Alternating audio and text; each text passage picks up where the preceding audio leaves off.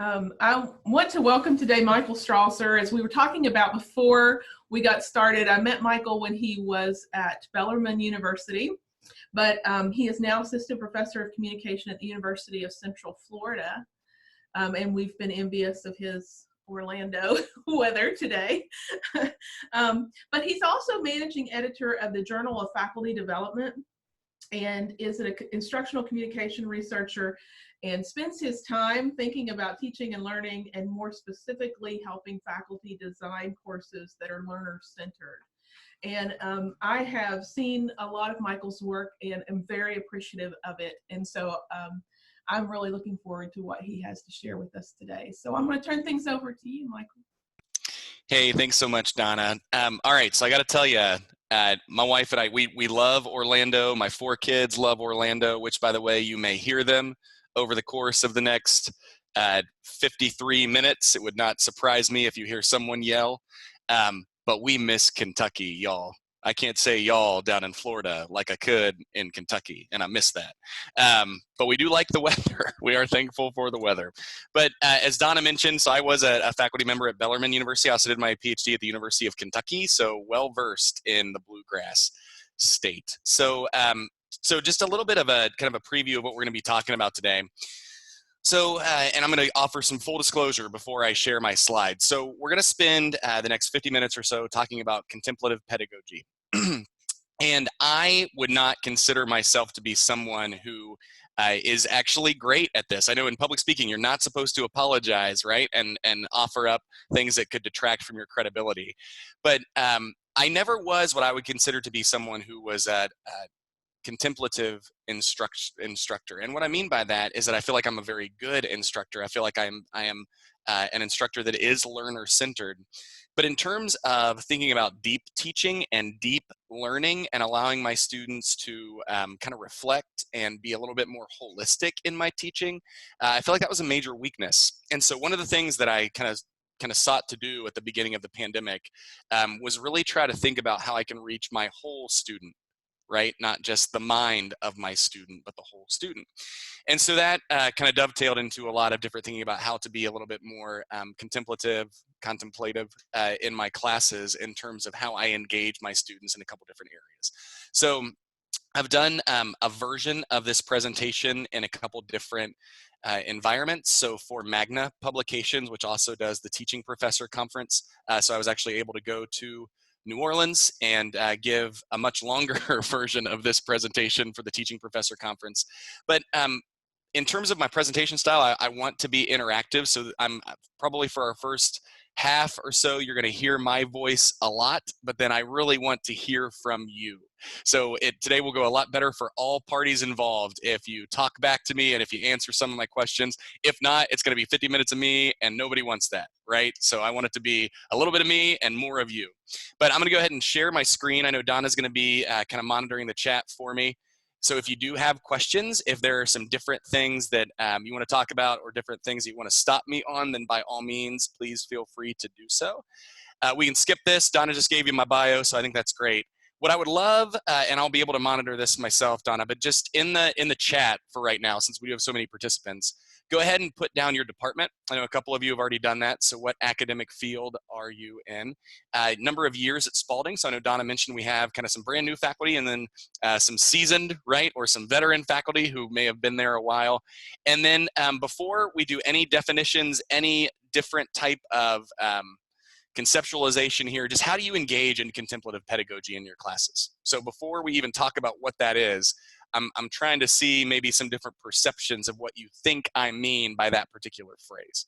So how do you actually engage in contemplative pedagogy in your courses? So I'm going to look through those here in just a second. So here are my goals. So here's our agenda, kind of what we're going to do today. So I have 3 different goals. If you have some other goals, then I think that's fantastic. We can kind of work through those a little bit.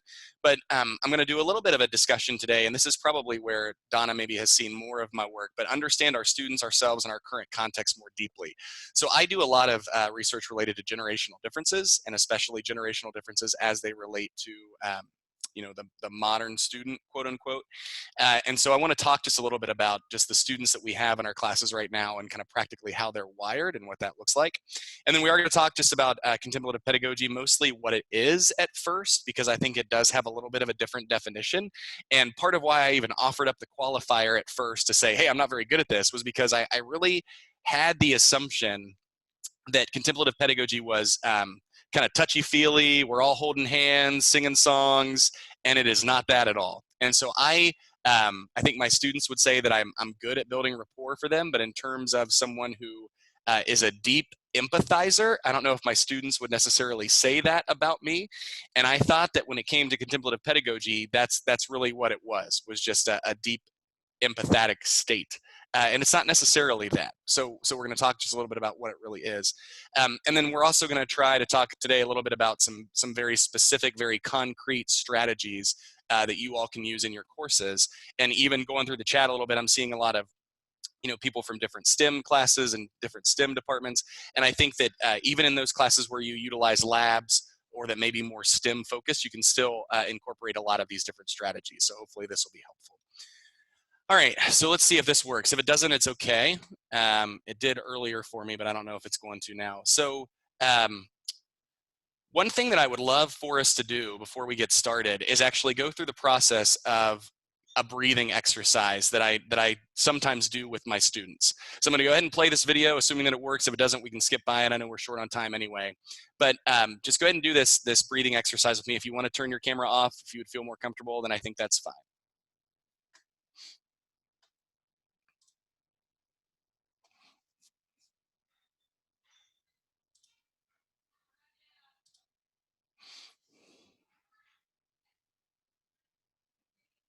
You may not hear any sound. That's okay.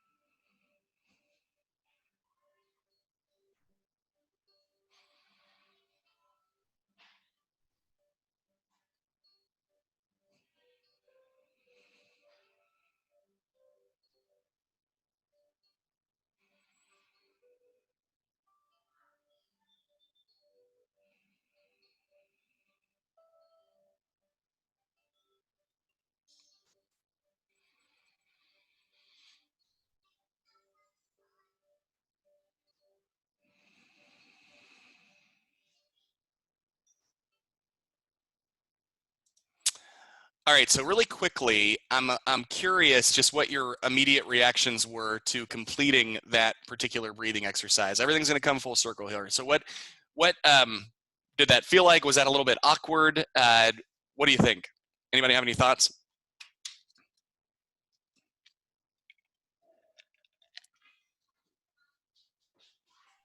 You can actually say your thoughts. You don't have to put them in the chat. This is Leah. I love when people tell me to stop and breathe. Right? Yeah. Yeah, I do too. And I used to, I think, not appreciate it as much as I do right now, right? Thanks, Leah. What else? Any other thoughts on that?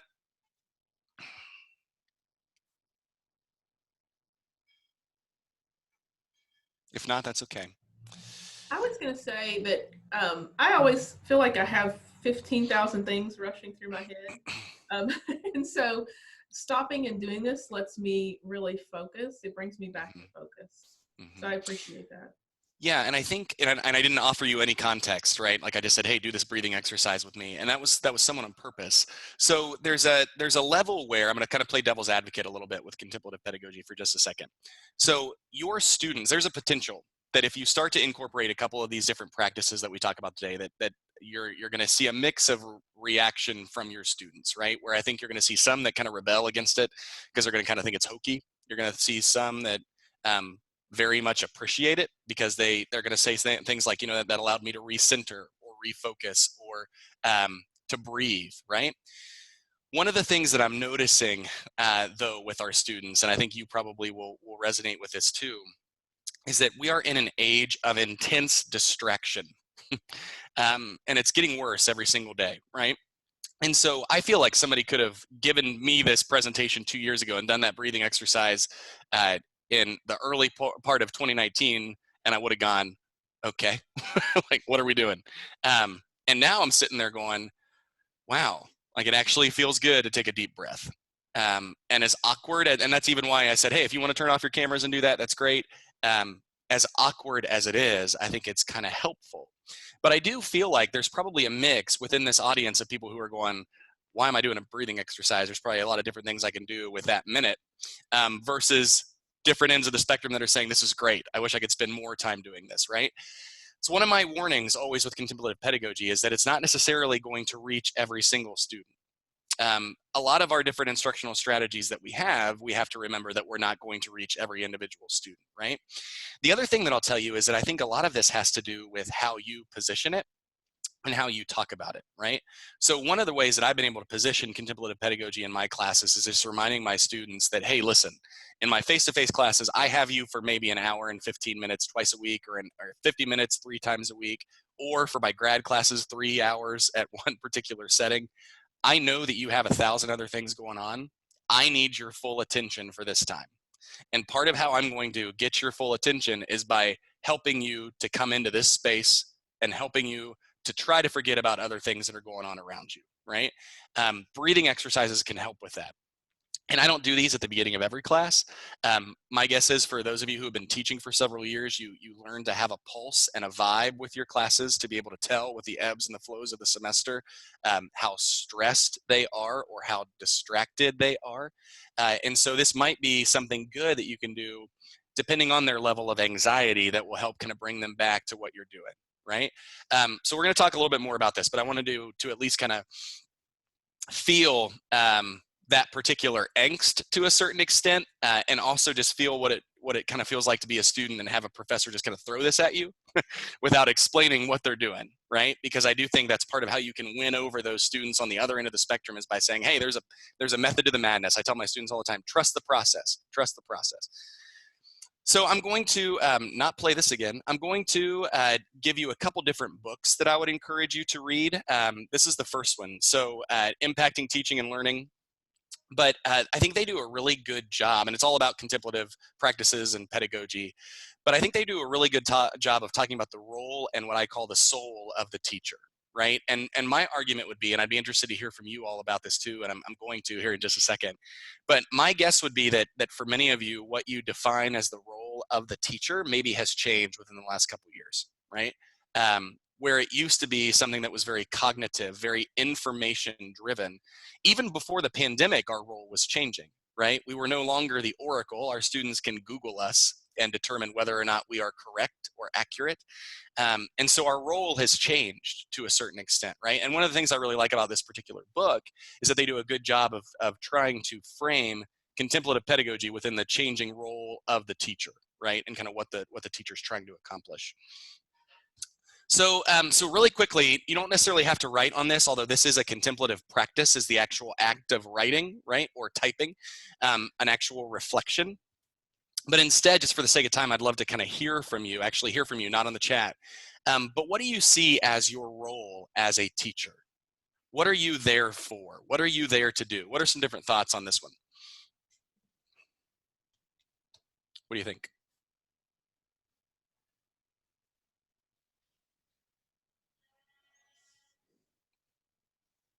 Bueller?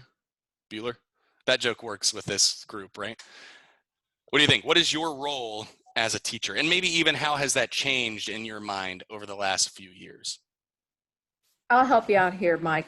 Thank you, Kay. You're welcome. I think it's multiple roles, and I do think it's changed. I think obviously to teach and to help the students learn, but a lot of us is counselor, guide, support, entertain, engage. I mean, I think there's a bajillion different adjectives for what we have to do. Yeah. Test. Yeah, and Kay, it's really interesting. I really think counselor and entertainer probably were not nearly as emphasized even as early as 2015, right? That's great. What else? Let's have one or two more.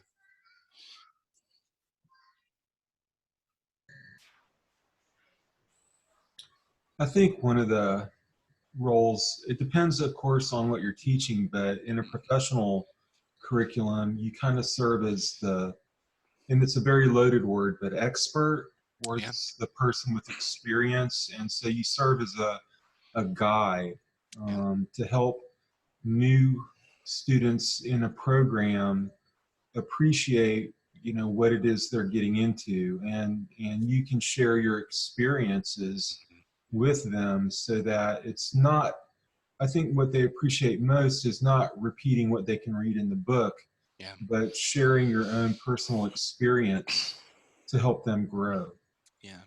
Rob, I think that's really good. And one thing that I've been encouraging people in teaching and learning circles to do, we tend to unfortunately go off one end of the spectrum or the other, right? So I just did a session the other day for UCF faculty on interactive lectures, because unfortunately in teaching and learning circles, lecture has become, the death to lecture. We don't want it anymore. It's not effective. And my argument is it still can be, you just have to do it well, right? But it's the same thing with thinking of teachers as experts.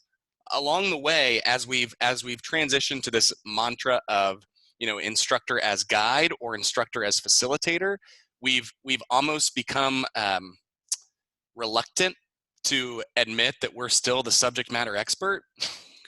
And we are, and that's okay, right? Like, that's okay to admit that. Like, there's a reason why we have those advanced degrees, and there's a reason why we have all this professional experience, why we're in the classroom. So I think that's great. I think that's a good reminder. We don't want to shy away from that, right? Let's do one more. What's your role as a teacher?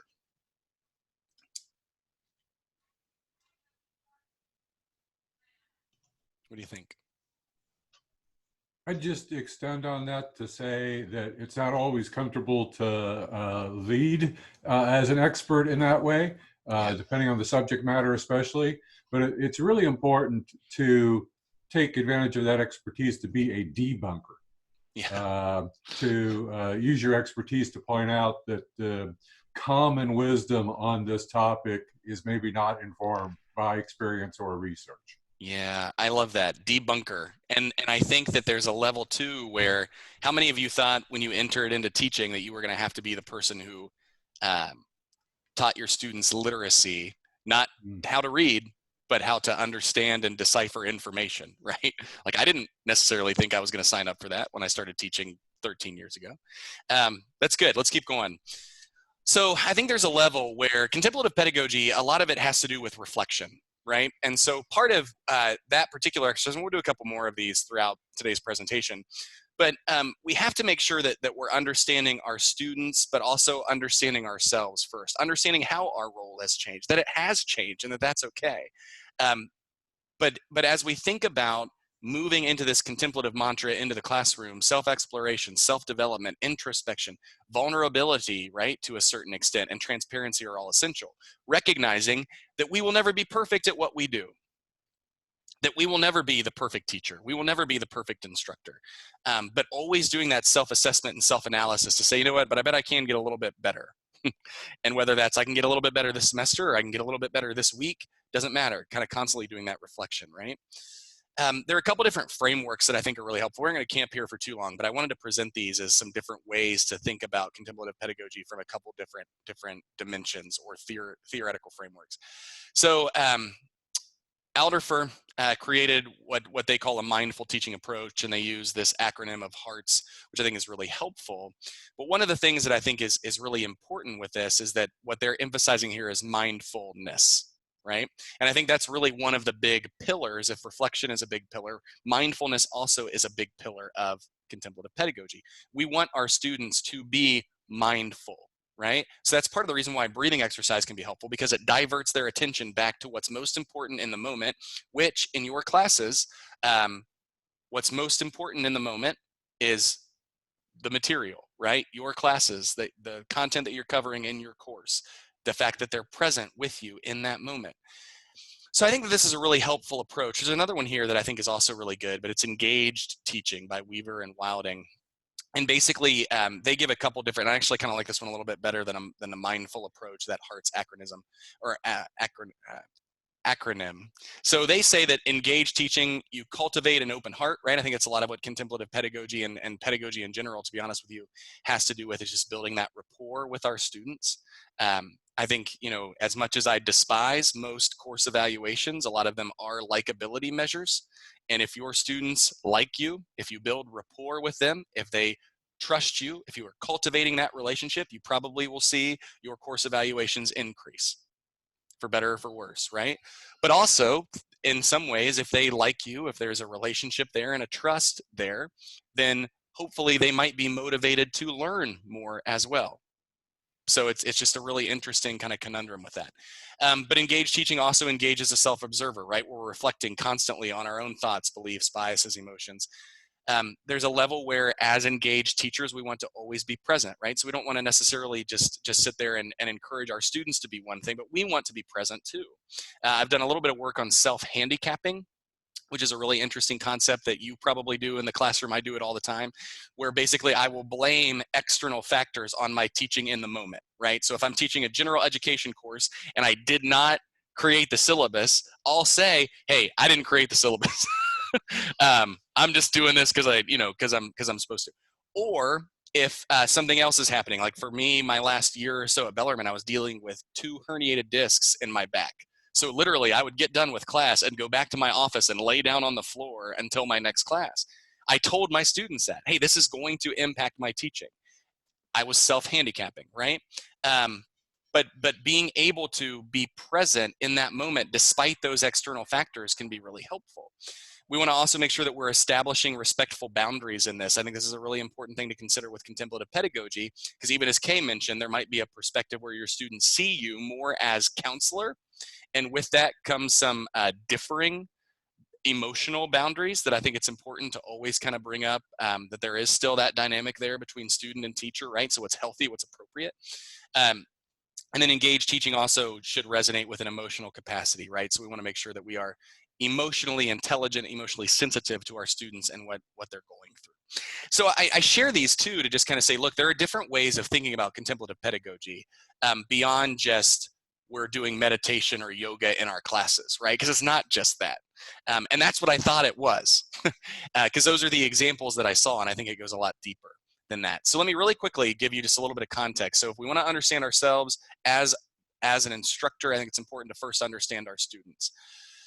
So as I mentioned, I do a lot of generational research. I like this definition of a generation because I think it emphasizes a couple of different things that I think are really important and become distinguishing factors of different generations.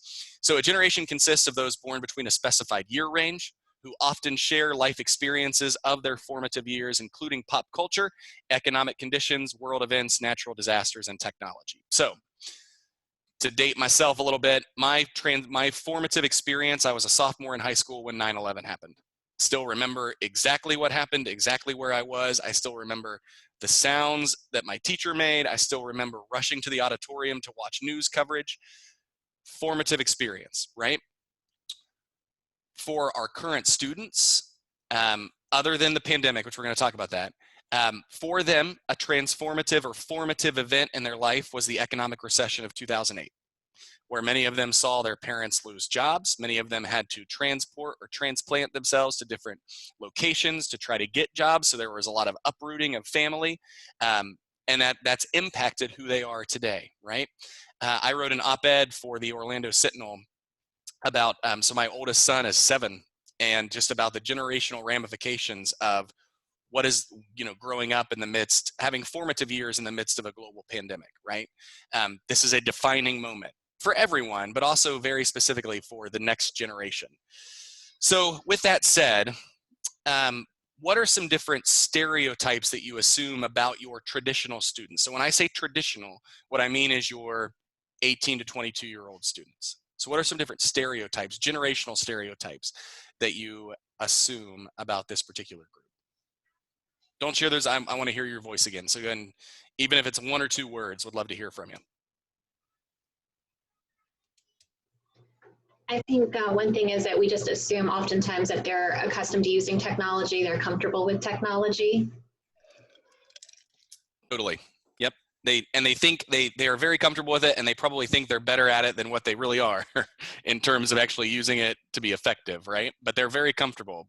Digital natives for sure. What else? What do you think?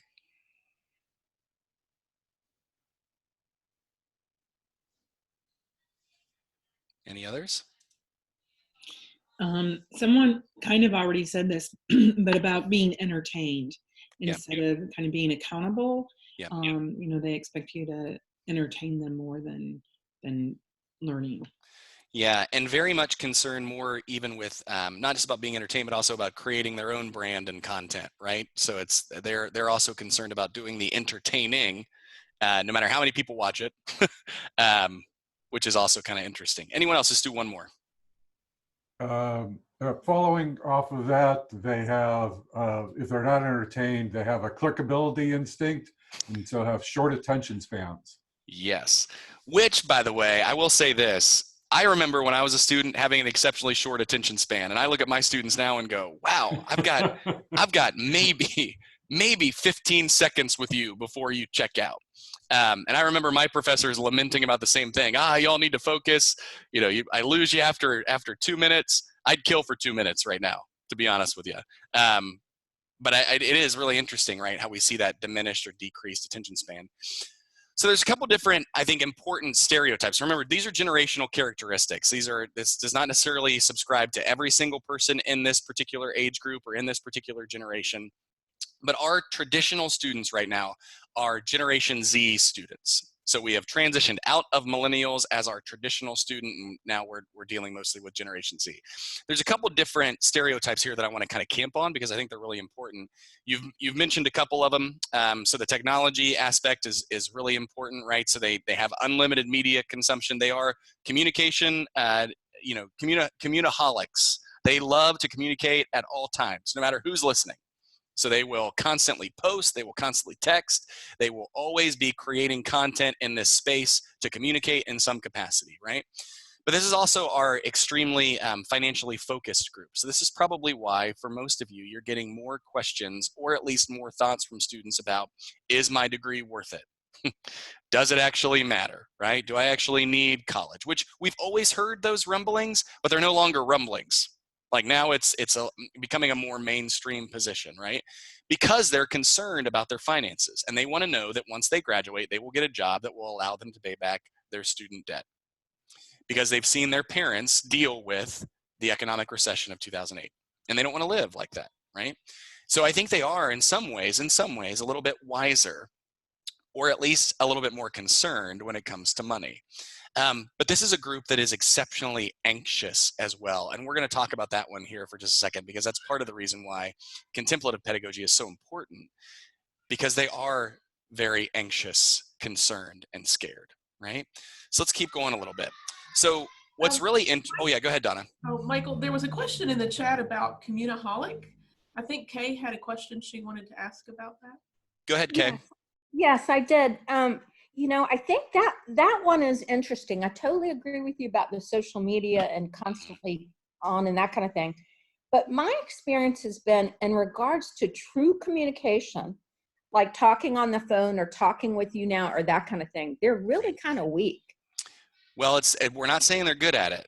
And and I think, Kay, here's the other thing is that I would push back on that and say our definitions of communication are going to be different from theirs.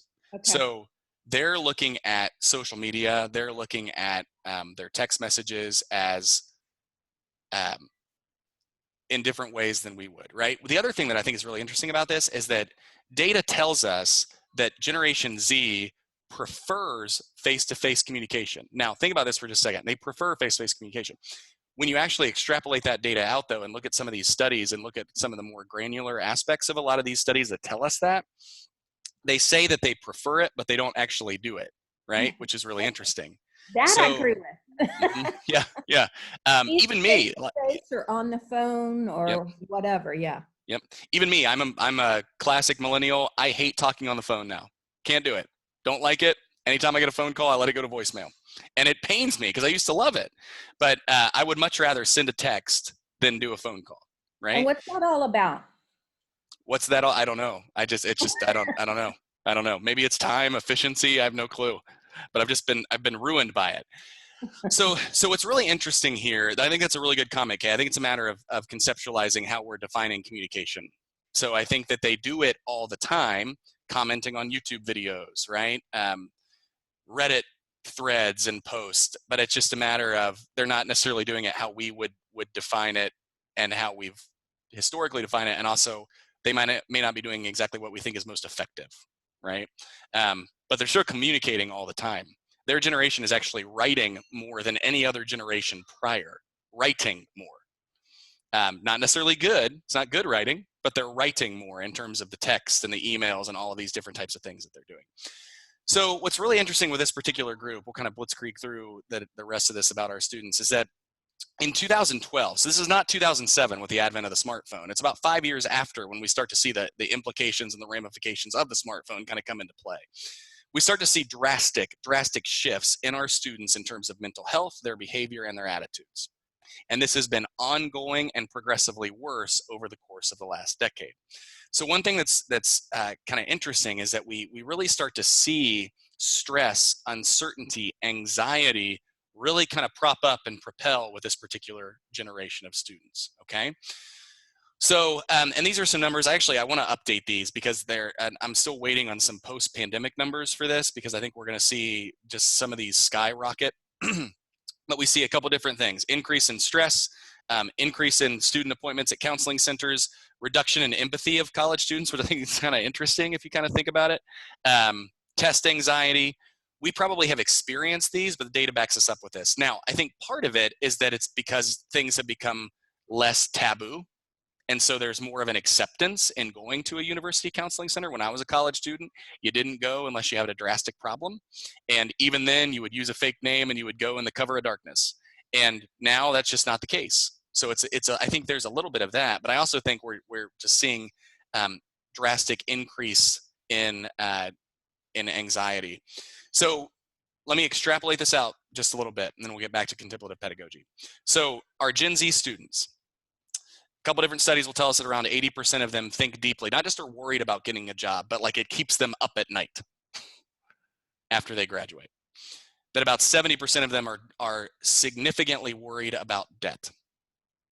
That 17% of high school students, again, I want to see post-pandemic numbers on this, have considered suicide, drastically higher than generations previously. That 56% of high school seniors go out on dates compared to X and boomers, which was around 85%. So this goes back to Kay's comment. They might be more social in terms of interaction, but are they more social in terms of healthy interaction, right? The number of teens who get together with their friends dropped nearly 40% between 2000 and 2015. So interacting, but online, right? But ultimately they are anxious, they are scared, and they are depressed. Now, let's talk about something a little bit more fun to talk about, because that's the rationale for why contemplative pedagogy is important, okay? So I like this definition of contemplative pedagogy. So it offers to its practitioners a wide range of educational methods that support the development of student attention. This one's important: emotional balance, empathetic connection, compassion, and altruistic behavior, while also providing new pedagogical techniques that support creativity and the learning of course content. So in sum, it's a strategy that hopefully will help us develop more well-rounded or holistic students, okay? So we're dealing with these students that are insanely anxious, scared, and depressed, that are struggling with emotional balance.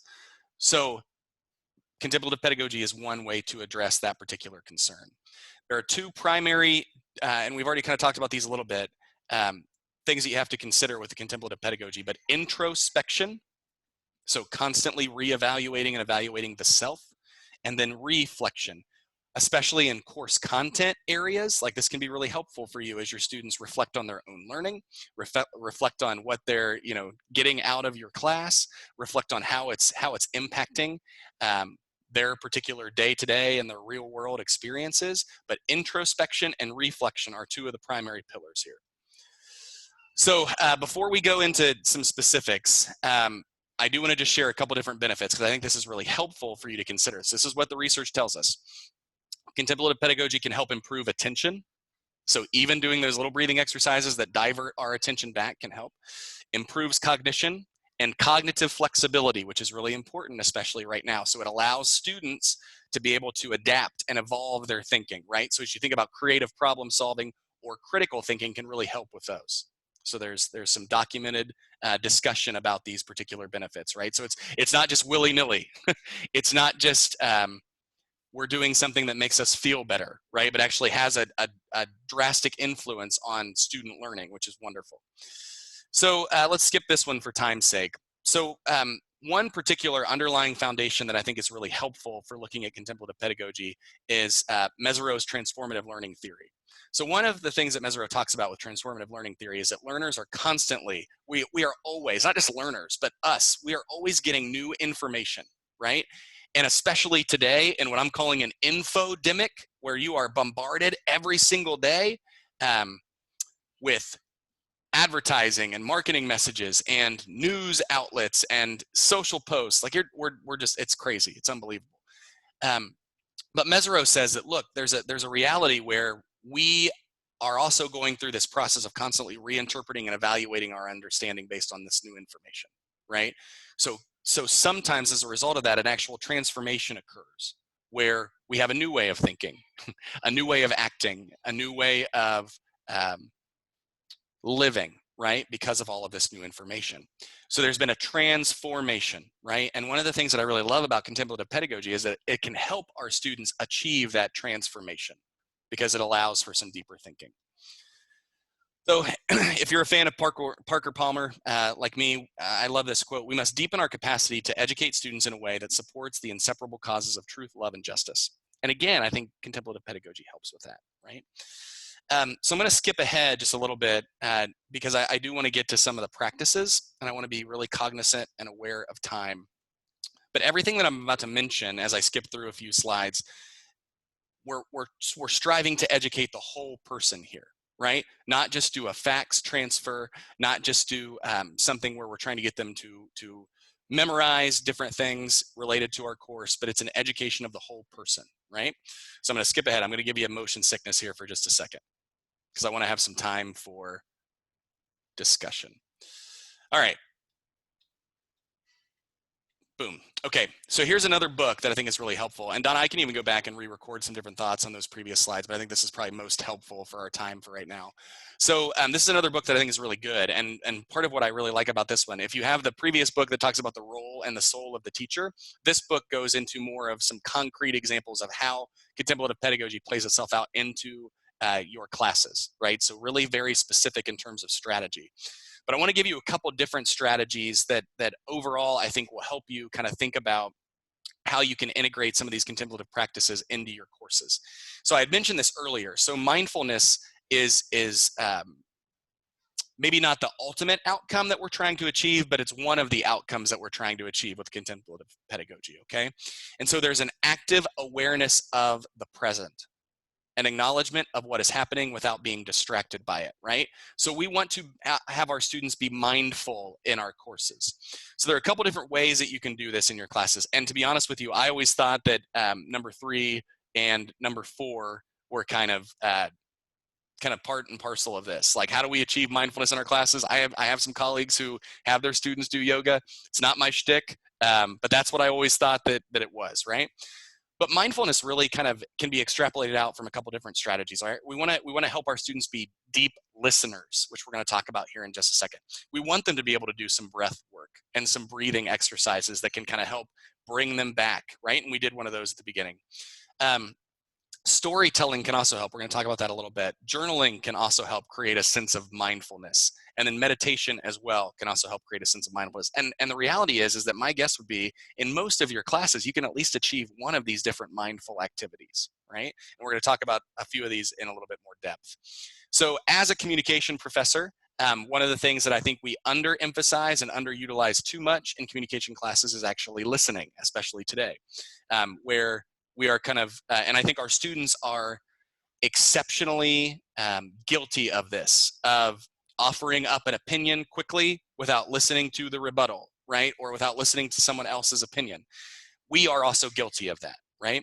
But this is one thing that I think from a contemplative pedagogy perspective, we want to try to achieve, which is allowing our students to have their full attention on someone else, right? Sometimes that's us, sometimes that's their peer, but being able to listen to tone, subtext, emotion, and then being able to allow them, this is the part that's key about contemplative pedagogy, allowing them to, if drifting, refocus their attention. That's a lot of what our students cannot do.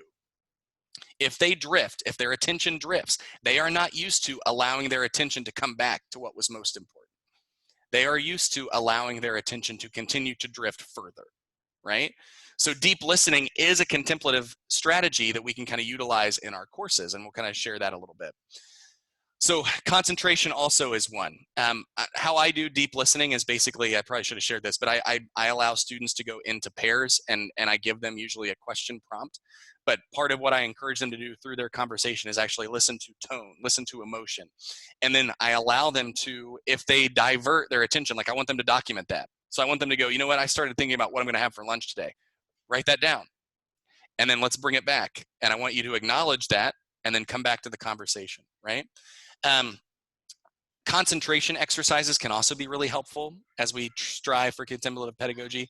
So one thing you'll want to do here is select an object of attention in your room, or even if you're teaching an online class, you can have students do it on their own, where they'll select an object of attention. I'll use this one because I think it's funny. My son started to love hockey when we moved to Florida, which is odd, but here's one of his hockey cards that he left because he was looking at it. So I might have you select this particular object, and I say, I want you to focus all of your attention on that object and observe what's happening within the confines of that object, right? So describe the size, the color, the material, composition. And then again, if you divert attention, if you drift away, acknowledge it.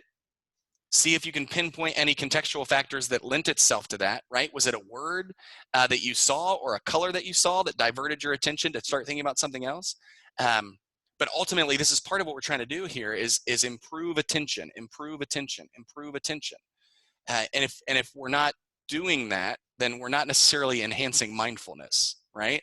So it doesn't necessarily mean that there's this well of emotional, there's not this emotional volcano that's erupting with contemplative pedagogy. It's very specific in terms of allowing our minds to focus. That's really what we're trying to do, okay? Open awareness is another one where basically you are trying to get your students to think about, again, a little bit more of an observational element, but I really like this. And Donna, I'm going to also give you the slides after this. So if everybody wants the slides to go with the recording, then I think that I'm totally fine with that. So, but again, it's all about observation. So this particular 4-part bell sound practice is actually observation of sound, not observation of sight, right? So you'll want to first practice focused attention, where students concentrate on the sound of a bell. It can be even like if you want to do a phone ring, something like that, that's fine. And then allow them to think about the sound of that bell in memory, right? So kind of concentrating on the sound of that bell. What did it sound like? And then allowing them to be openly aware of what's happening. So let students let go of both the bell sound and any memory that they have of it, and then enter into an open, non-directed awareness. We'll talk about that in just a second. And then students remain receptive as step 4, but without expectation, allowing thoughts, feelings, images, and so forth to arise in the open space of their awareness. So basically, you're bringing something to their attention and then allowing them to forget about it, basically, and then allowing them to come back, okay? So it's almost a freedom to divert a little bit, which again is allowing them to control their attention, not their attention controlling them. See the difference? So now these are, I think, what I would consider to be maybe contemplative practices that you're probably a little bit more used to. And my guess would be many of you are doing some of these in your classes and you never really assumed that they were contemplative practices. So Cheryl Hoyd has a great book on reflective writing, but basically there are a couple different things that you have to think about when it comes to reflective writing. But there are certain guidelines that she proposes. And one of the things that we have to remember with reflective writing, and that it can either be self-directed or it can be instructor-directed, right? So you might want it to be a little bit more open-ended, or you might want to give very specific prompts like I've given you today, like different specific things to think about. But ultimately, allowing your students to reflect, and I'm a fan of actually having my students write, not type, because I believe in that data that shows us that there's greater retention and that there's greater attention to detail when we actually write out what we're doing.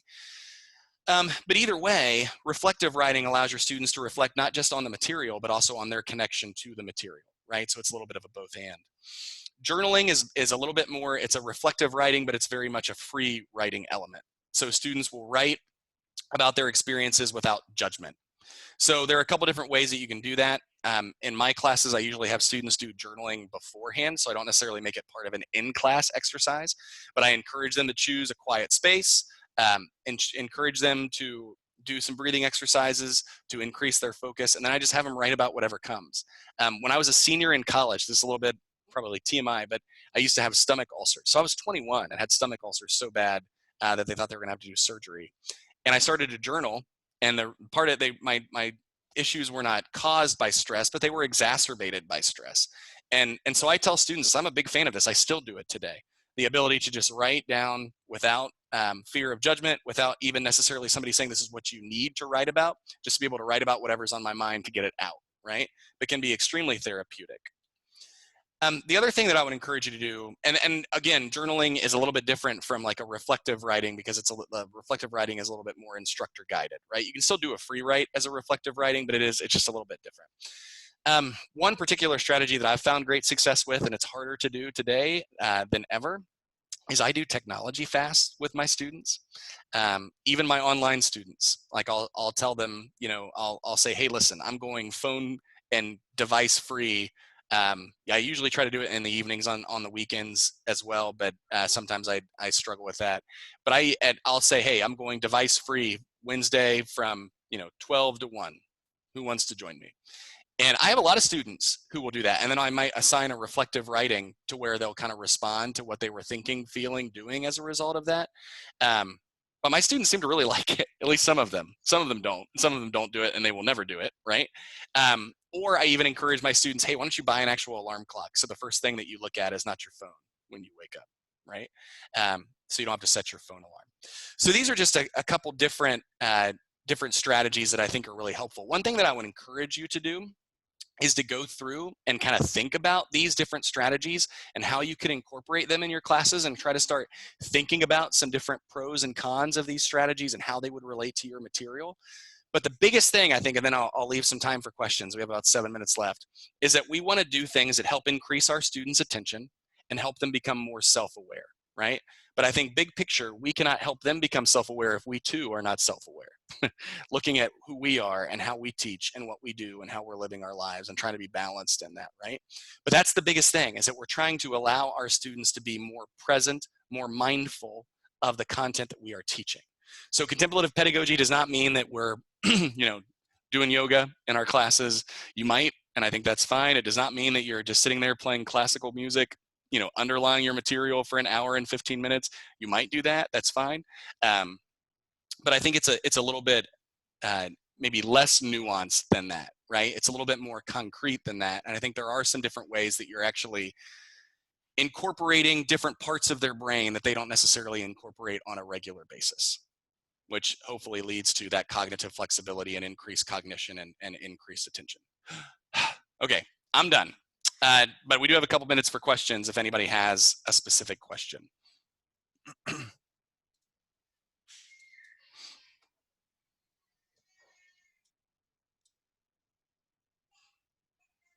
Anybody? What do you think? I'm going to talk. Spalding's got to provide some free coffee carts, some Starbucks to your house if you're working from home. How do you instill an appreciation for these techniques in students who are so technology obsessed? To say, listen, let's get more. I mean, I know you don't use the buzzwords contemplation when you're doing this, but how do you get them to appreciate the value of this? Is it your experience? So I think a couple things. So number one, I'm pretty self-deprecating, and I tell them, and I also am a little bit transparent too, in terms of like allowing them, if I'm doing one of these, I might say, hey, you know what, I used to not be a fan of this. And then like the journaling is a good example. And then I'll share, look, and then I started doing this and I just have noticed a drastic difference in myself. But one of the things that I've done, Rob, is like I'll start a class when I know I'm going to do one of these, and I'll say, hey, listen, how many of you feel like you are just overwhelmed and burdened and overly distracted? raise your hand. And then I'll usually get probably everyone raising their hand. And I'll say, hey, listen, I don't know if you knew this, there are different things that you can do and different things that I think we can do as a class that will help us be more present right now in this moment so that you get your money's worth and so that you're not distracted. Because you're here for this hour and 15 minutes or you're here for this 3 hours, like I want you here, right? So am I mentioning like contemplation? No, I'm not mentioning contemplation.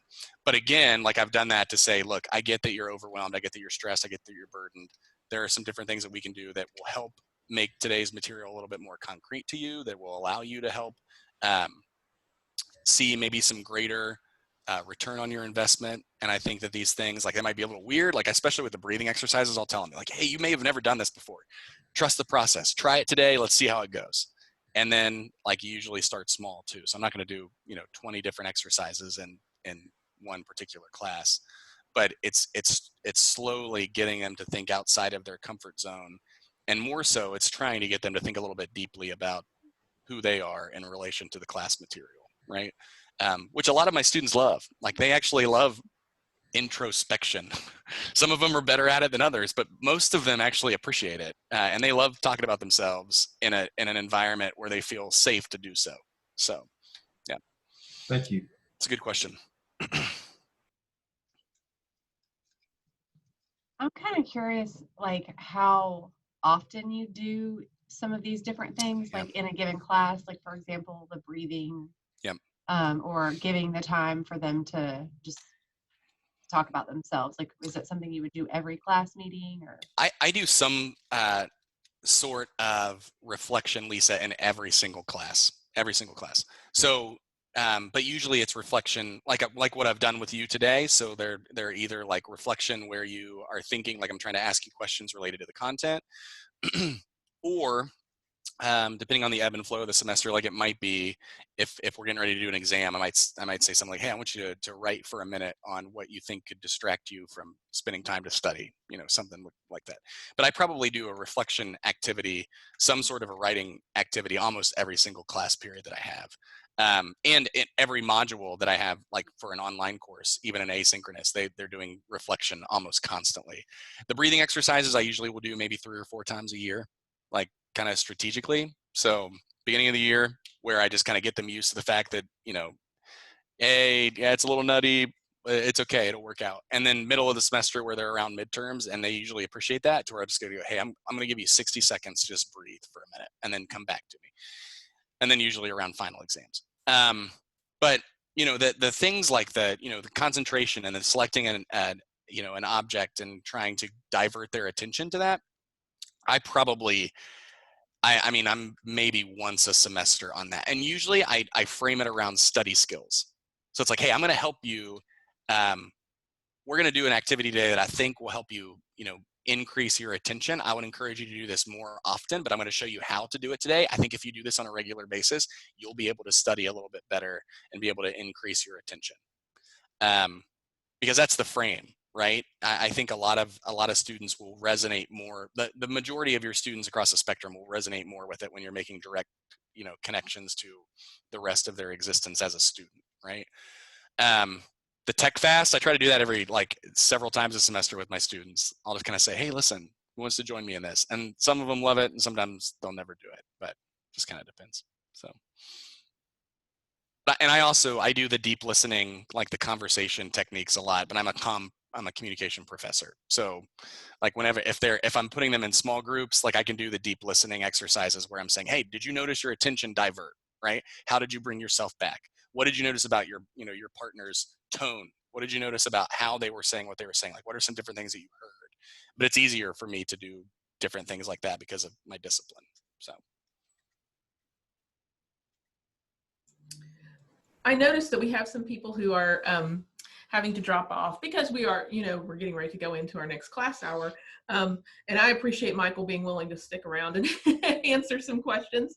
I will mention too that the resources that have been mentioned, we will try to acquire those for our Center for Teaching and Learning. We're always looking to expand what we have there, and I think these would be some great resources for that. And I also will be sending out to you again. Michael mentioned that he has a Magna publication in our Faculty Commons access. We have access to his original, I don't know if it's the original, but it's the first presentation that I watched that got me interested and encouraged me to ask him to come and talk with us. And we'll have some other resources as well that I'll be sending out to all of you to kind of follow up. But Michael, I appreciate you being willing to offer us your PowerPoint and other things that you've used today, because that'll be really helpful. Yeah, absolutely. Thanks for inviting me, Donna. I appreciate it. Anybody have any last minute questions? I didn't mean to cut that off. I just wanted to acknowledge that I know some people are having to leave.